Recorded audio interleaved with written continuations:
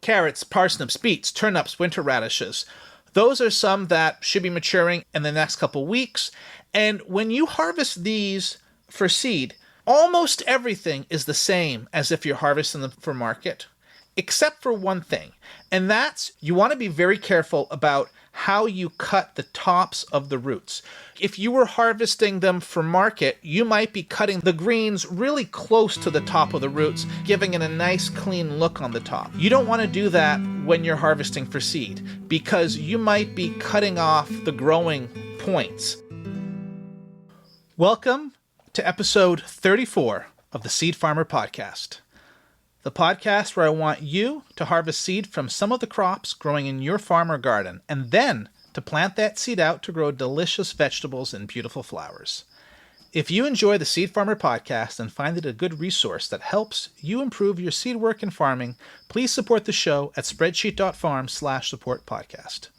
I'm your host, Dan Brisebois, seed grower at Turnisol Cooperative Farm and author of The Seed Farmer, a complete guide to growing, using, and selling your own seeds. Here is the last September minisode.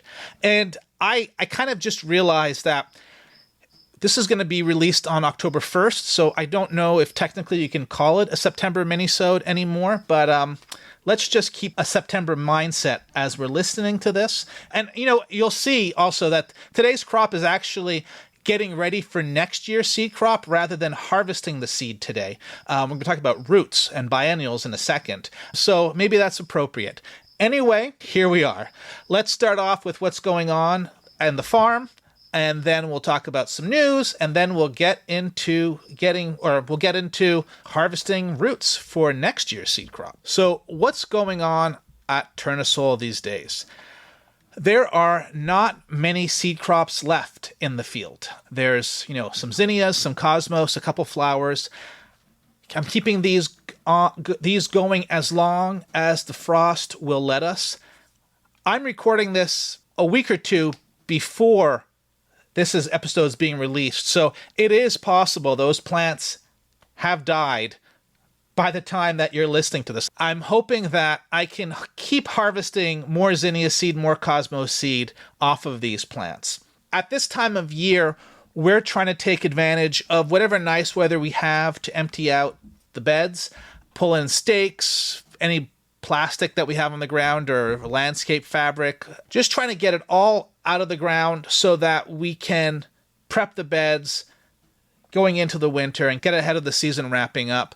Most of our seed crops wrap up before the veg crops that we're growing, so it's kind of nice to kind of have these tidied up so that they're not in the way of other farm cleanup at the end of the year. Now, a little bit of news. The first bit of news is aimed at Canadian seed growers or Canadian farmers and people who are interested in Canadian seed systems and farming systems. So the Canadian government is currently considering changes to plant breeders' rights regulations that would make it illegal for farmers to save certain protected seed varieties on their farms. This is something that can really restrict market growers who keep any of their own seed. There is a petition that you can sign to express that you object to this. There's a link in the show notes to go find that. And now, in other news, I just read a review of The Seed Farmer in the Seeds of Diversity e-newsletter. It was by Bob Wildfong, and I loved reading it. Here's an excerpt. The book is also a great read for garden-scale seed savers. Sure, some chapters are all about larger-scale seed farm planning and the nuts and bolts of selling seeds, but an amateur seed saver would undoubtedly find that information fascinating. And there is plenty of technical content about seeds, plants, and pollination that's true and useful no matter how many plants you grow or how many seeds you harvest. So I loved reading that review. If you haven't read The Seed Farmer, I think that, maybe this review is what's going to convince you to go and get it. And I guess I should say this review is written by Bob Wildfong, and I have known him for almost 20 years, and I've worked with him in Seeds of Diversity on different seed projects. I'm sure that had no influence on the review. He was also one of the peer reviewers for this book. Nonetheless, I love reading a great book review.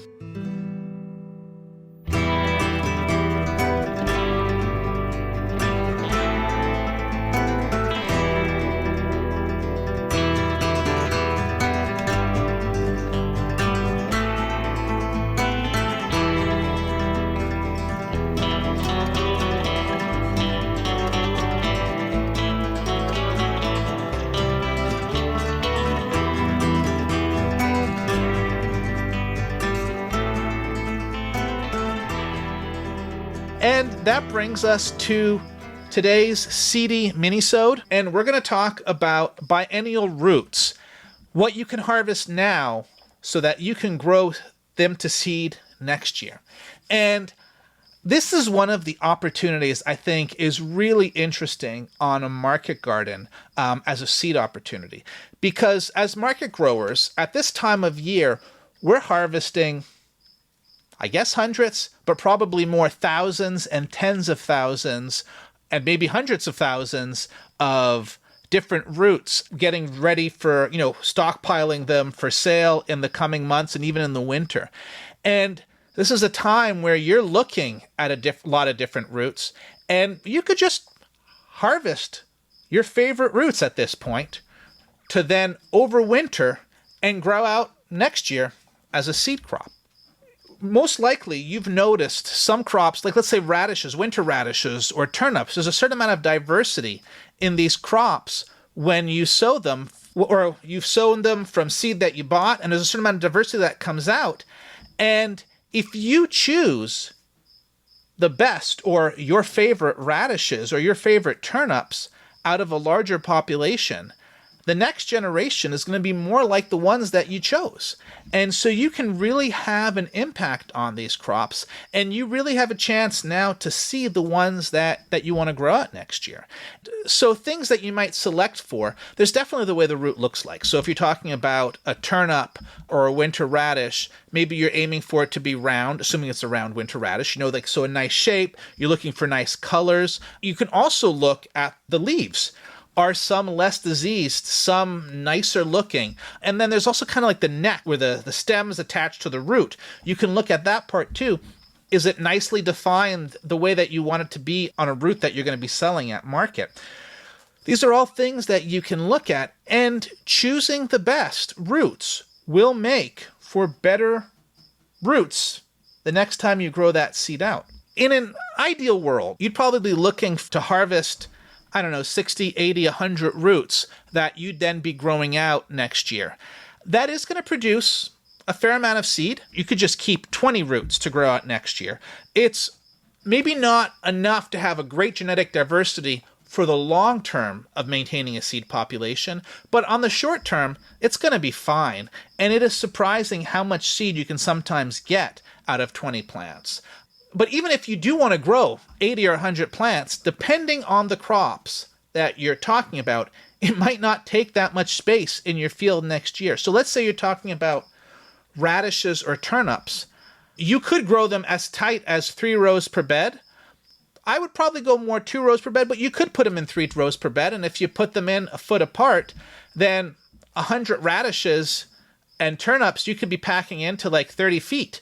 And if you grew them every 6 inches, maybe you're actually putting more into 15 or 20 feet. So it doesn't take that much space next year. If you're growing beets, you're not going to want to grow them on 3 rows per bed. You'll want to keep those more to 1 row per bed next year with more space.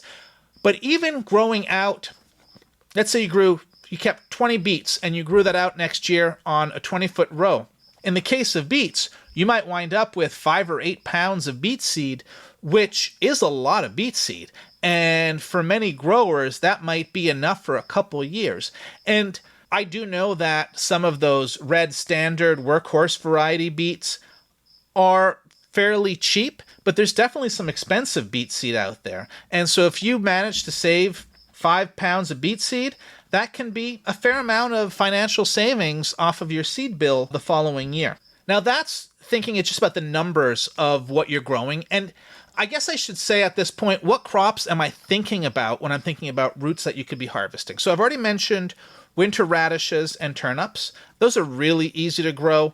They're really easy to overwinter, and they're really easy to get seed off of the following year. Then there's also stuff like carrots or parsnips that you can harvest at this time of year.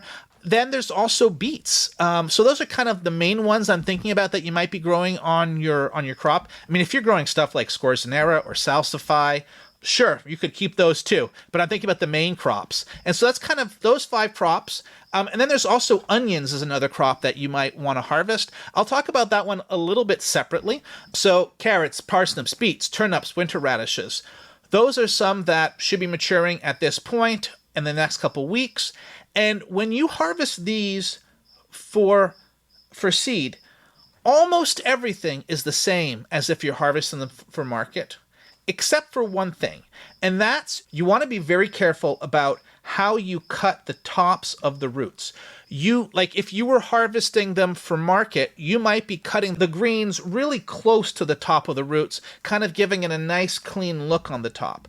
You don't want to do that when you're harvesting for seed, because you might be cutting off the growing points of those leaves, and the next year it might not start to sprout. So it's important to leave a little bit of leaf still on the root. That might be like half an inch, maybe an inch of green still on it. Not so much that it's going to rot in storage, but enough that you haven't damaged the growing point. So that's the main difference. Otherwise, everything else is the same. You can store them the same way that you would store roots for sale. You could put them, like on our farm, we put them in 40-pound bags that have holes on them for a little bit of ventilation. You could also put them in bins if that's what you do. And then we put them into a cold room that's at probably about 2 to 4 degrees Celsius. So that's something like, what is that? Maybe 35 to 38, 39 Fahrenheit. And we'll store them at that temperature for the winter, and they'll store fine. If you don't have a cold room that runs through the winter, maybe you have an extra fridge somewhere, or maybe you just shove them in the back of your fridge and you just tell the family, don't eat those. Which actually, that does bring me to one point that I was going to mention later, but I'll mention it right now in case I forget, is labeling. It's really important to label the crops that are for seed, especially if you work with other people on your farm. You don't want them to come and see these roots, take them, wash them up, and go sell them. So make sure that it's labeled what the crop is, the variety, and also that it is for seed. And maybe put some kind of label inside the bag or the container too. So it's labeled on the outside and labeled on the inside twice that it's for seed. And maybe have a dedicated area in your cold room where you stack up these seed roots so that people know to not worry about those crops when they're going to get crop for market or for CSA or for however you sell your crops.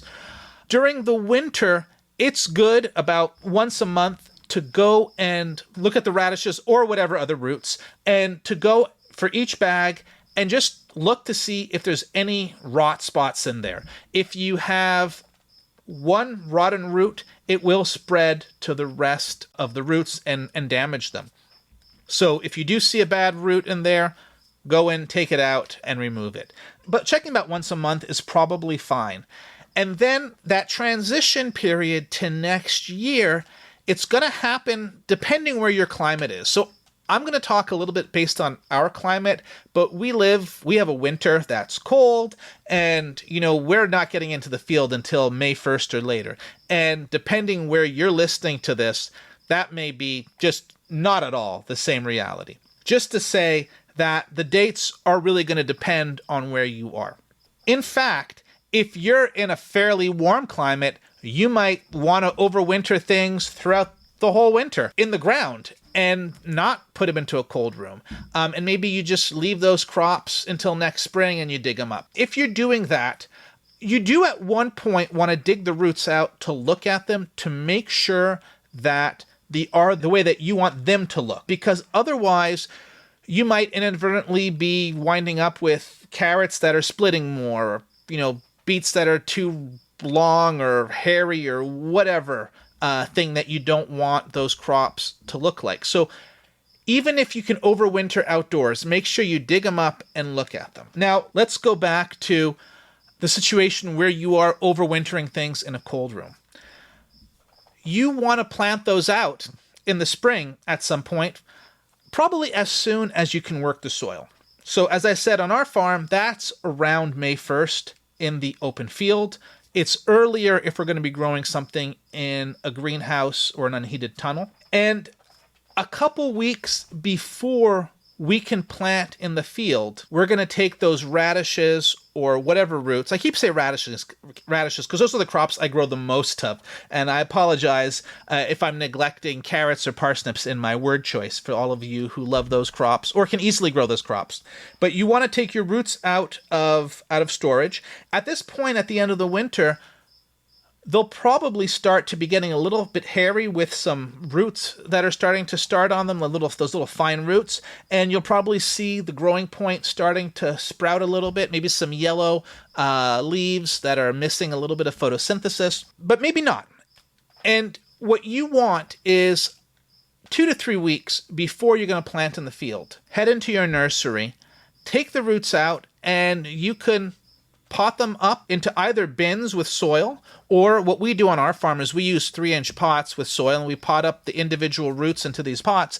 And this gives us a chance to eliminate any roots that have started to rot, any roots that have imperfections or things that we don't like that we didn't catch the first time around. This is a point too where in like our winter radish breeding project where we're trying to get black radishes with red or purple insides, we cut into the cheek of the radish to see what the inside looks like. And it's another place where we can select out based on color. You might not be having a breeding project like that. But anyway, we put them into 3-inch pots or into flats with, 4 or 5 inches of soil. And we leave them in the nursery at this point. We'll usually put them underneath the greenhouse benches to keep them out of the sun, but this gives them a chance to break dormancy. If we just take things out of the cold room and plant them in the ground, the soil might still be pretty wet, pretty cold.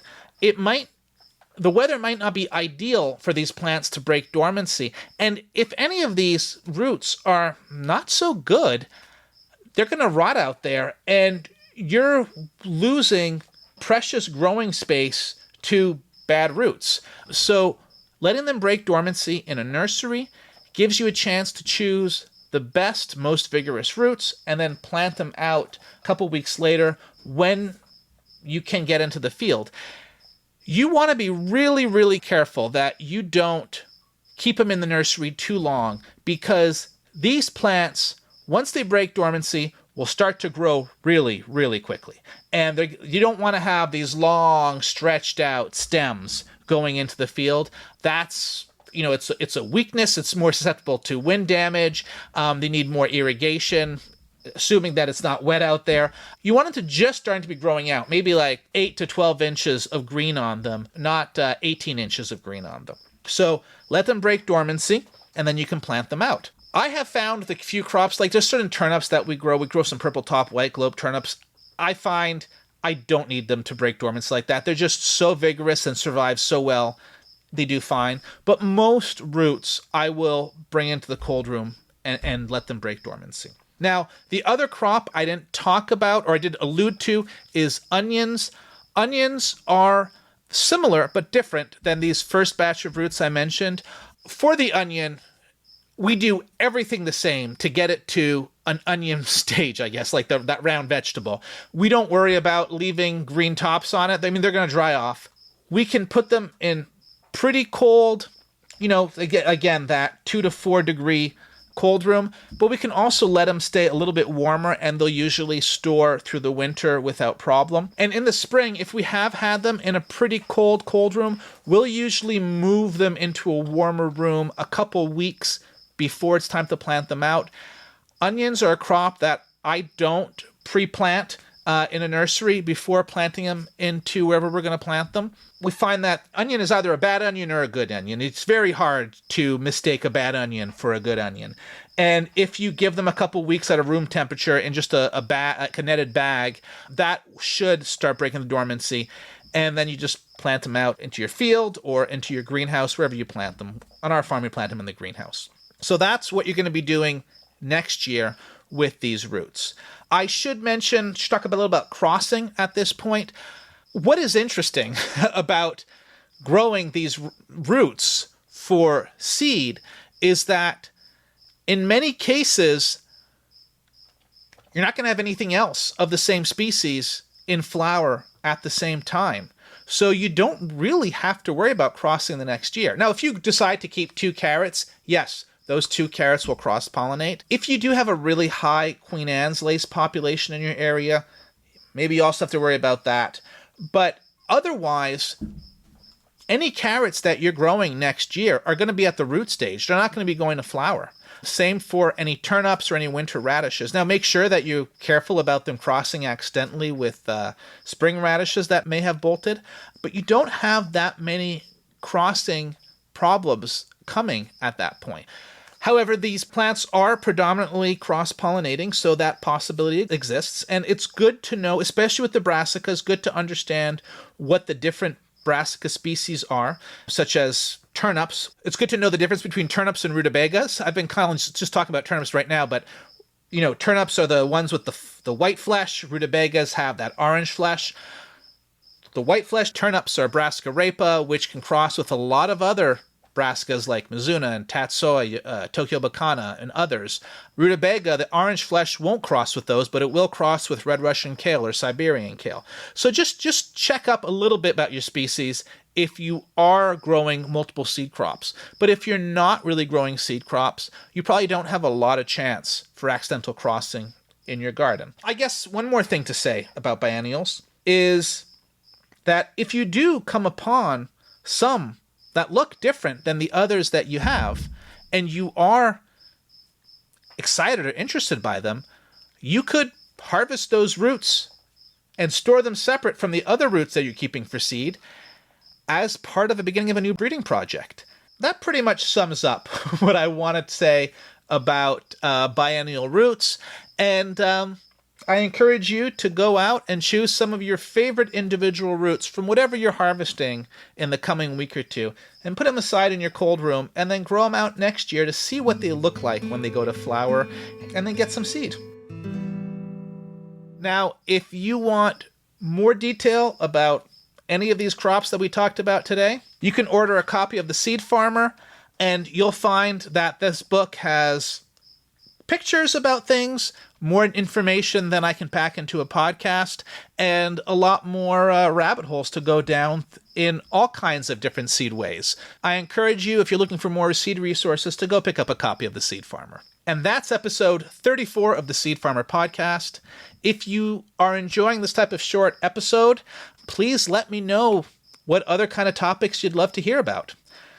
Thank you to Seedy September for the theme music. You can hear more of their music at seedyseptember.com. Thank you to Molly Brisebois for editing this episode, and thank you so much for listening. You can find more seed growing resources on my blog at seedgrowers.farm. While you're there, you can subscribe to my newsletter full of seed growing, crop planning, and farm spreadsheets. You can also find out where to order a copy of my book, The Seed Farmer, A Complete Guide to Growing, Using, and Selling Your Own Seed. And you can support the podcast at spreadsheet.farm/support-podcast. If you haven't already subscribed to the podcast, go do it now. You don't want to miss next episode. Until then, happy farming.